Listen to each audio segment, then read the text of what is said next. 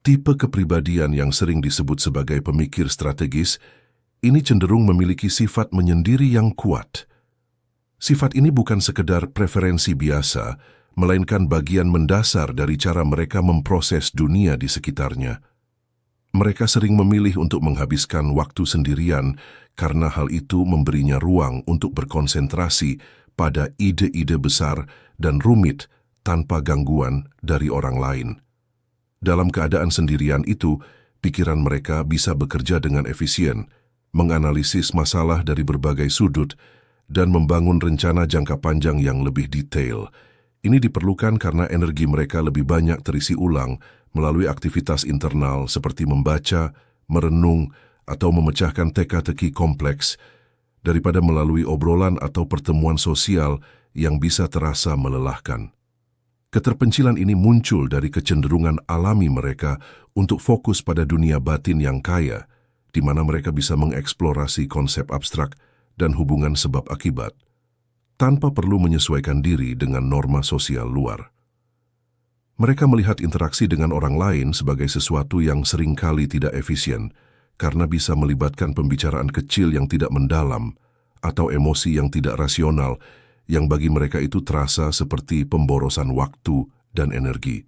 Akibatnya, mereka mungkin secara sadar atau tidak sadar mengabaikan aspek sosial dalam kehidupan sehari-hari, seperti jarang menghubungi teman, menghindari acara kelompok, atau bahkan lupa menjaga hubungan pribadi yang sudah ada.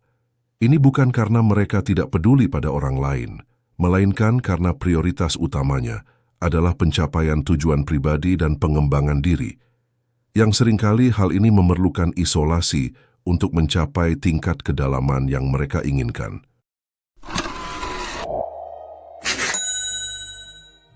Dari sudut pandang yang lebih mendalam, sifat menyendiri ini mencerminkan pendekatan filosofis terhadap kehidupan di mana kebenaran dan efisiensi ditempatkan di atas konvensi sosial. Mereka cenderung mempertanyakan nilai dari hubungan yang dangkal dan lebih memilih kualitas daripada kuantitas dalam interaksi antar manusia. Namun hal ini bisa menjadi pedang bermata dua.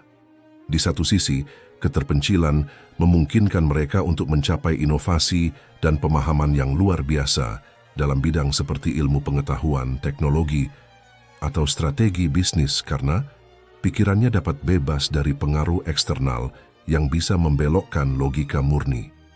Di sisi lain, pengabaian sosial yang berkepanjangan bisa menyebabkan kesulitan dalam membangun jaringan dukungan emosional yang pada akhirnya memengaruhi kesejahteraan holistik mereka sendiri.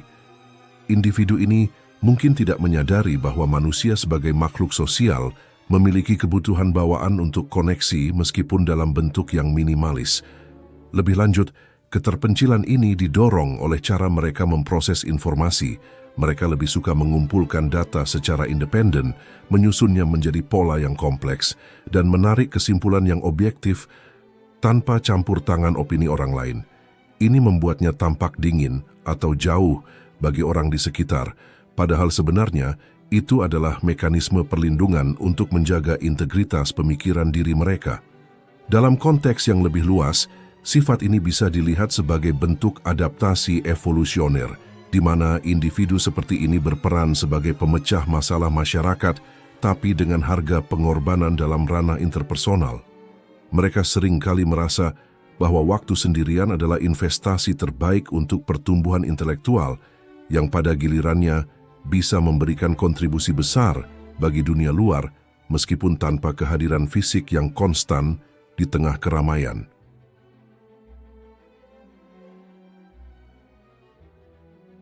Aspek filosofis dari keterpencilan pada orang dengan tipe pemikir strategis seperti ini bisa dipahami sebagai bentuk pencarian kebenaran yang dalam dan mandiri. Menyendiri bukan hanya pilihan, tapi kebutuhan untuk mengeksplorasi esensi kehidupan tanpa gangguan luar.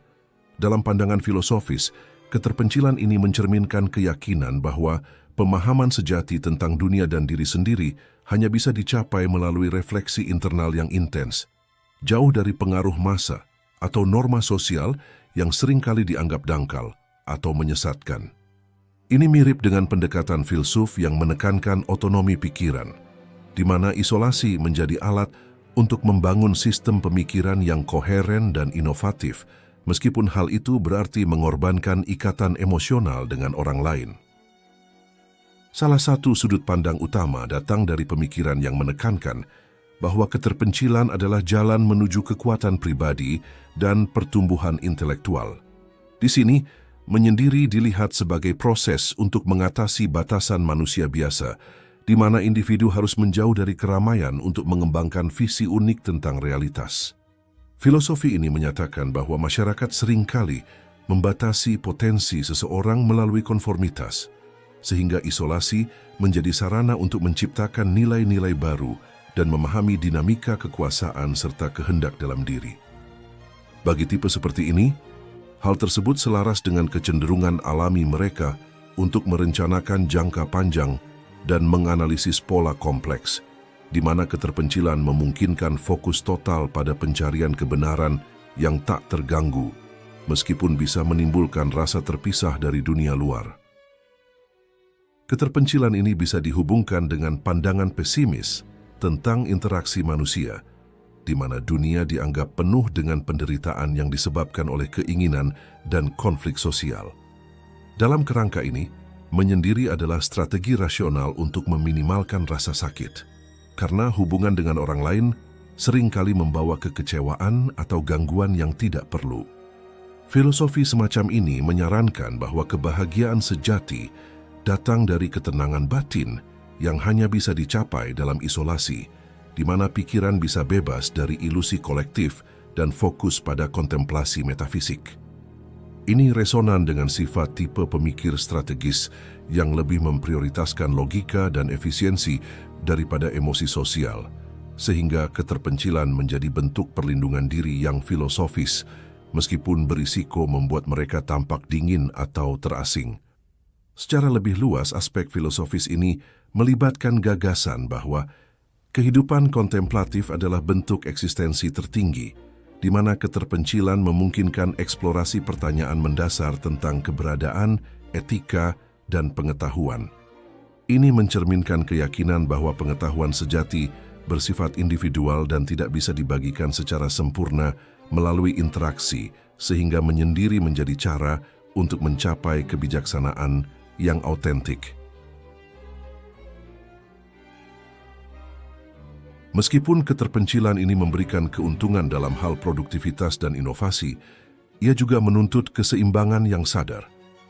Dalam konteks filosofis keseluruhan, keterpencilan ini bisa dilihat sebagai manifestasi dari pendekatan rasional terhadap kehidupan, di mana prioritas diberikan pada pencarian objektif dan mandiri daripada integrasi sosial. Ini menuntut pengakuan bahwa meskipun memberikan kedalaman pemikiran yang luar biasa, ia juga memerlukan refleksi sadar untuk menghindari jebakan isolasi total, sehingga tetap menjaga hubungan dengan dunia luar dalam batas yang diperlukan untuk kesejahteraan holistik. Tanpa upaya untuk sesekali terlibat dalam sosial, mereka berisiko mengalami isolasi yang berlebihan, di mana dunia batinnya menjadi terlalu dominan hingga mengabaikan realitas eksternal yang saling bergantung. Ini adalah dinamika kompleks antara kebebasan individu dan kebutuhan kolektif manusia, di mana pilihan untuk menyendiri bukanlah kelemahan, melainkan strategi hidup yang memerlukan pengelolaan bijak untuk menghindari konsekuensi negatif jangka panjang. Baiklah, kalau begitu seperti biasa, terima kasih sudah menyimak sampai sini. Jangan lupa subscribe Jeda Sibuk. Nantikan pembahasan saya selanjutnya. Saya, si ganteng dan tampan Fernando Widono. Sampai jumpa.